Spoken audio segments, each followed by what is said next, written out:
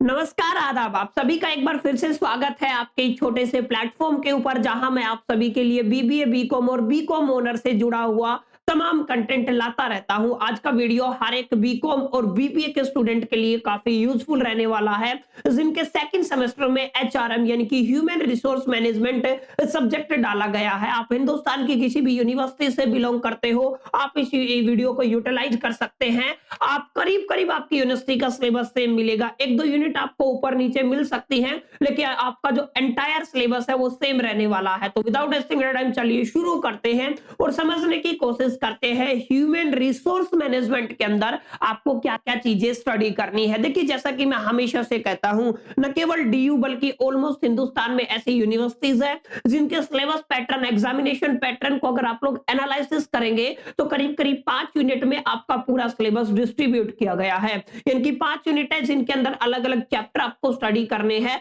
और आपका जो पेपर आता है, फाइनल एग्जामिनेशन आता है, वो फाइनल एग्जामिनेशन इन्हीं 5 यूनिट के बेस पे आता है। तो अभी हम डीयू को प्रेफरेंस लिस्ट में लेके चलते हैं। डीयू हो, केयू हो या एमडीयू की बात कर लीजिए, आईजीयू की बात कर लीजिए, डीयू सोल की बात कर लीजिए, कलकत्ता यूनिवर्सिटी की बात कर लीजिए, इन सभी का सिलेबस करीब करीब सेम है। देखिए, 5 यूनिट की मैं बात कर रहा हूं, तो आप लोग सबसे पहले समझे कि यहाँ पे भी हमारे पास 5 यूनिट आपको देखने को मिलेंगी। पांचों यूनिट से आपका पेपर आने वाला है, यानी कि आपको जो human resources and management semester second के दरमियान जो पढ़ना है, उसमें आपको 5 यूनिट देखने को मिलती है। अच्छा, पहली यूनिट में आपको क्या पढ़ना है, ये बेहद जरूरी हो जाता है। देखिए, आप लोग सबसे पहले अपनी यूनिट का नाम देखिए। यूनिट का नाम है introduction to human resource management. अच्छा, अकॉर्डिंग टू यूनिवर्सिटी आपको इसके लिए 3 वीक का टाइम दिया गया है। आप लोग मान लीजिए ये एक ऐसी यूनिट है जहां पे आपको करीब करीब 1 मंथ स्पेंड करना है, यानी कि 1 महीने में भी अगर आप लोग इस यूनिट को तैयार करते हैं तो आपको मोर देन इनफ टाइम मिल जाता है। अच्छा, पहली यूनिट के दरमियान आपको क्या पढ़ना है, आपको कॉन्सेप्ट्स पढ़ने हैं एंड फंक्शंस पढ़ने हैं। किसकी बात कर रहे हैं हम लोग? एचआरएम की बात कर रहे हैं, ह्यूमन रिसोर्सेज मैनेजमेंट की बात कर रहे हैं। ह्यूमन रिसोर्सेज मैनेजमेंट के अंदर क्या क्या कॉन्सेप्ट है, क्या क्या फंक्शन है, आपको पढ़ना है। रोल के बारे में, स्टेटस के बारे में, कॉम्पिटेंसीज ऑफ एचआर मैनेजर इसके बारे में पढ़ना है, आपको एचआर पॉलिसीज के बारे में पढ़ना है, इवोल्यूशन ऑफ एचआरएम के बारे में पढ़ना है, एमरेजिंग चैलेंजेस ऑफ एचआरएम के बारे में पढ़ना है। जहां पे आप लोग पढ़ोगे जो आपका वर्क प्लेस डाइवर्सिटी क्या होता है, एम्पावरमेंट क्या होता है, डाउन साइजिंग वीआरएस क्या होता है, वर्क लाइफ बैलेंस क्या होता है। ये वो तमाम टॉपिक्स है या तमाम चैप्टर्स कह दीजिए, पर टॉपिक बोलेंगे तो ज्यादा बेटर रहेगा। ये वो तमाम टॉपिक्स है जिनको अगर आप लोग बना लेते हैं तो आपकी पहली यूनिट तैयार हो जाएगी। इन सबको पढ़ने में अकॉर्डिंग टू यूनिवर्सिटी आपको 3 वीक लगने चाहिए, लेकिन आप मैक्स टू मैक्स 4 वीक यानी कि 1 महीने में इस यूनिट को कंप्लीट कर लेंगे तो भी आपको एज सच एज कोई प्रॉब्लम देखने को नहीं मिलेगी। ये ह्यूमन रिसोर्सेज मैनेजमेंट का पहला यूनिट रहने वाला है। क्लियर? उम्मीद करता हूं पहला यूनिट आपको समझ में आ गया होगा क्या क्या पढ़ना है। अब यहाँ पे देखिए, सेकंड यूनिट का टाइटल क्या दिया हुआ है, यहाँ पे दिया हुआ है procurement of the human resources. यहाँ पे भी सेम उतनी ही लेंथ है, करीब करीब उतना ही टाइम पीरियड दिया गया है इस यूनिट के लिए भी।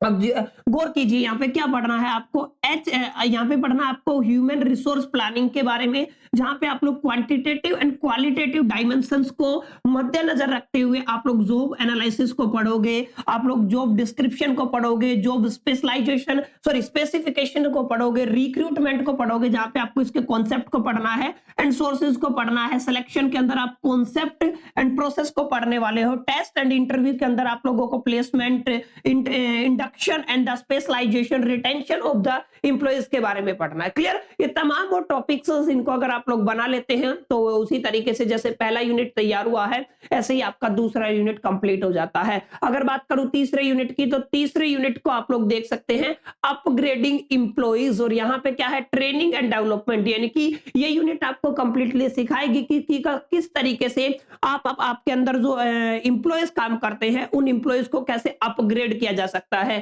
ट्रेनिंग देके, और उनके डेवलपमेंट में कैसे आप लोग हेल्पफुल रह सकते हो। यहाँ पे 2 चीजें आपको पढ़नी है, पॉइंट नंबर ए है और पॉइंट नंबर बी है। पॉइंट नंबर ए में आपको कॉन्सेप्ट एंड सिग्निफिकेंस के बारे में पढ़ना है, जहां पे आप लोग role specific and the competency based training के बारे में पढ़ेंगे। क्लियर? रोल स्पेसिफिक ट्रेनिंग क्या होती है और कॉम्पिटेंसी बेस्ड ट्रेनिंग क्या होती है, इसको बारे में आपको पढ़ना है।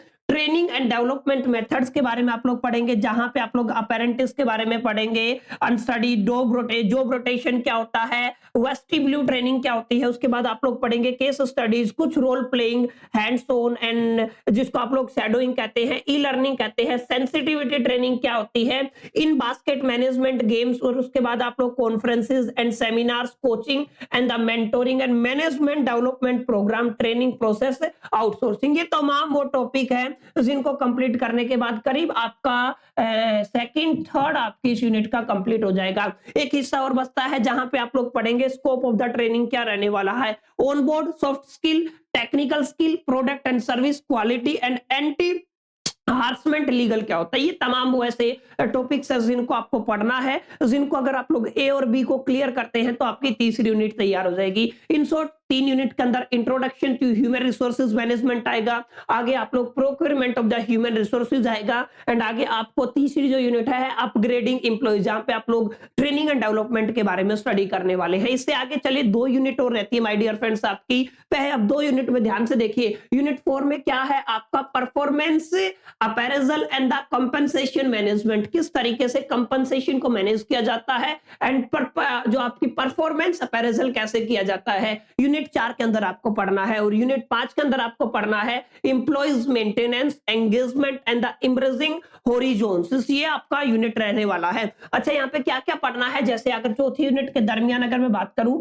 Performance appraisal and the compensation management के अंदर आपको क्या पढ़ना है, आपको सबसे पहले परफॉर्मेंस अपेरेजल के अंदर नेचर पढ़ना है, ऑब्जेक्टिव पढ़ना है, एंड प्रोसेस के बारे में पढ़ना है। परफॉर्मेंस मैनेजमेंट के अंदर आप लोगों को मेथड ऑफ द परफॉर्मेंस अपेरेजल के बारे में पढ़ना है, पोटेंशियल अपेरेजल के बारे में पढ़ना है, इंप्लॉई काउंसलिंग के बारे में पढ़ना है, job transfer and the promotion के बारे में पढ़ना है। काफी अच्छे टॉपिक रहने वाले हैं ह्यूमन रिसोर्सेज मैनेजमेंट के अंदर, चाहे आप लोग बीबीए के स्टूडेंट हो, चाहे आप लोग बीकॉम प्रोग्राम के स्टूडेंट हो, और चाहे आप लोग बेसिकली ऑनर्स के स्टूडेंट हो। आपके यहाँ पे करीब करीब सेम सिलेबस रहने वाला है। फिर आपको कॉम्पनसेशन के बारे में पढ़ना है, जहाँ पे आप कॉन्सेप्ट एंड पॉलिसीज के बारे में बात करेंगे, base and the supplementary compensation के बारे में बात करेंगे। आगे आप लोग इंडिविजुअल ग्रुप्स के बारे में एंड ऑर्गेनाइजेशन इंसेंटिव प्लान्स के बारे में, एंड आप लोग fringe benefits, performance linked compensation and employee stock option, pay hand compensation system and job evolution के बारे में पढ़ेंगे। तमाम ये टॉपिक्स मिलके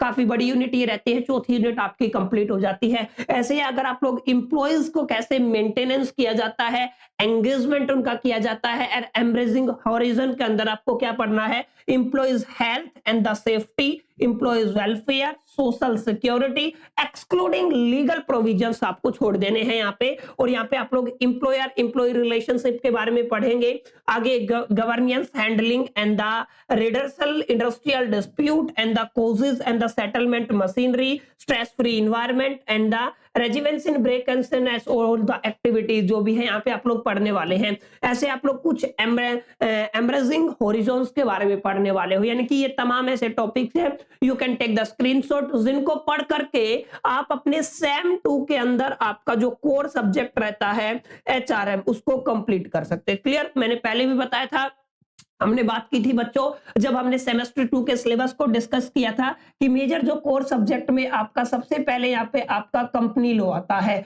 जिसको आपको पढ़ना है। क्लियर, कंपनी लॉ के बाद आपका कॉर्पोरेट अकाउंटिंग आता है, जिसको आपको पढ़ना है। तो यहाँ पे क्या आ जाएगा आपका कॉर्पोरेट अकाउंटिंग। तीसरा जो सब्जेक्ट आता है वो एचआरएम आता है, ह्यूमन रिसोर्सेज मैनेजमेंट। क्लियर, यहाँ पे हम लोग कॉर्पोरेट अकाउंटिंग के बारे में बात कर चुके हैं, आज हमने ह्यूमन रिसोर्सेज मैनेजमेंट के बारे में बात की है, और फिर हम किसके बारे में बात करेंगे, कंपनी लॉ के बारे में बात करेंगे। क्लियर, तो इस तरीके से आपका एक एंटायर सिलेबस कंप्लीट होता है, जिसको अगर आप लोग समझ लेते हैं तो डेफिनेटली आप अपने फाइनल एग्जामिनेशन में न केवल बेहतरीन स्कोर कर पाएंगे, बल्कि सब्जेक्ट की डिटेलिंग भी अपने दिमाग में रख पाएंगे। और उम्मीद करता हूं ये वीडियो आपको पसंद आया होगा, अच्छा लगा होगा। वीडियो अच्छा लगा तो लाइक कीजिए, फ्रेंड के साथ शेयर कीजिए, फर्स्ट टाइम आए तो चैनल को सब्सक्राइब कर लीजिएगा। चलिए मिलते हैं नेक्स्ट वीडियो में, जब तक के लिए मेरे तो all the best, till the keep learning.